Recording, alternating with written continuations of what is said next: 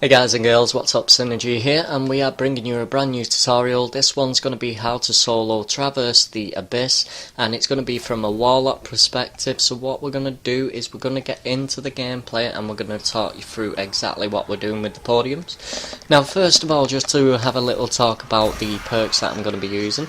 As a hunter, what you want to be on this part is you do want to be in your blade dancer, and you want to have your max invisibility perk. So every talent tree that you see with invisibility on it, basically put it on.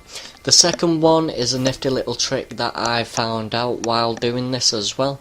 I tried different ways, different methods, different ways of how different people do it, and then I ended up getting into my own rhythm and finding my own way of doing it. So what I'm going to do is I'm just going to share that with you guys, and basically when you're a hunter in the blade dancer you can do it flawlessly almost every time. Sometimes you will get the odd curse throw where you come out and you melee something and it will make you explode, but 9 times out of 10 you're going to get this first time every time once you get used to it. Now don't be misled on that one. Obviously it's going to take time for you to get used to the method. Once you do get used to it, it's as simple as that. It's nice and easy for you. The second little tip that I'm going to be giving you guys is basically once you get over to these, you can see my weight of darkness is on 7, 6, 5. Now I'm going to go down to the ground at 5 and we're going to get that stealth on. And then you can see my weight of darkness has basically come off straight away, which is allowing me to do a full on sprint straight forward. I've got my fist ready at the moment, so my melee will send me into stealth if I do need it as a backup plan. That's if I don't get into my stealth quick enough. Now the other thing that I do need to mention to you as well is when you do melee something, you have to melee one on their own. If you try and melee a pack, it's not always going to work to your advantage. The second one is when you come across the knights, what you need to do is just simply keep moving to the next podium. Now you can see I am supercharged at the minute, but what I'm going to plan on doing is not using that supercharger as much as possible. We're going to save that until the very end. Right, so you can see I've been forced to move right now. I've got no weight of darkness that allows me to get away from these very easily. I can just hit that podium and then continue on. Okay, I've got my fist back. And there was only 3 of them there, that's why I chose the melee, so we're going to melee that, and then we're going to get on the move onto the next one. Now obviously if you stay too long at these, they start losing the light and basically they explode and they'll chuck you a hell of a long way, so you don't want to be waiting around too long. Keep an eye on the weight of darkness. You also want to be careful of the rings on the floor. They're very, very easy to dodge, just keep your eyes open. Right, so basically the motion that I'm using there is like a teabagging motion. That's going to put me straight into the stealth, just like all you hunters will do with your reviving abilities.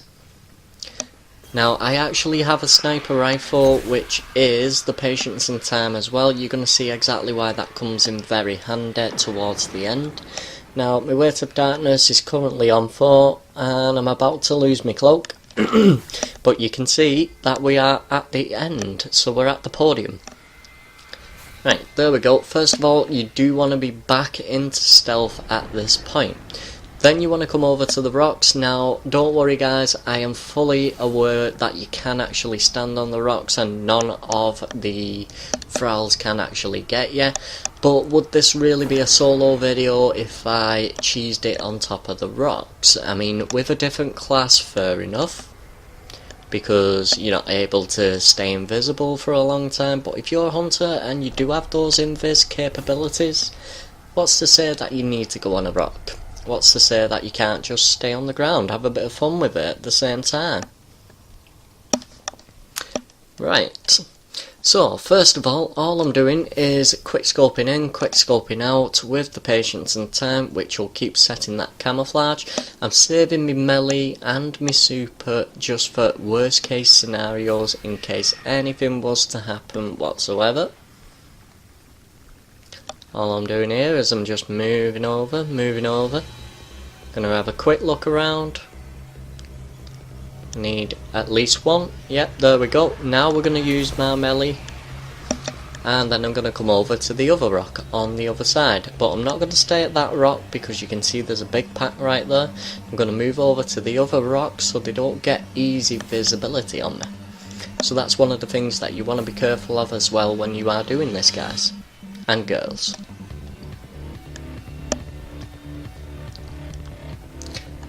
Right, so basically my melee is going to end up recharging right after I get into this again.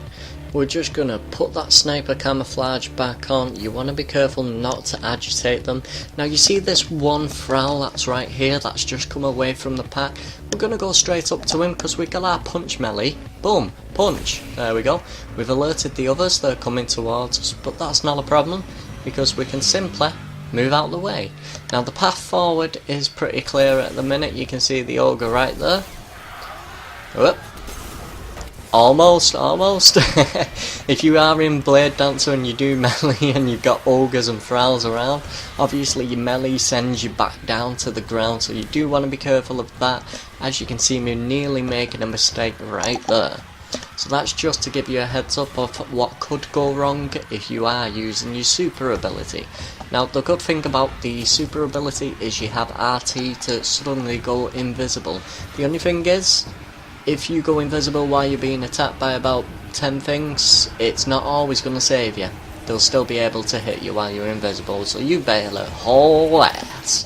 But there we go, guys, that is the end of the tutorials. Don't forget to leave a like, comment, subscribe if you do like the video. Some of the other videos that I'm going to be bringing to you is this next part. I'm going to show you how to solo this one, and it's basically going to be without the cheese, so look forward to it in my next video. Basically I will be bringing you a lot of content, simple as that. I can't really say much more, but for some reason I left it at 7 minutes 36, so I was just chilling out right here. I'm basically satisfied of doing it.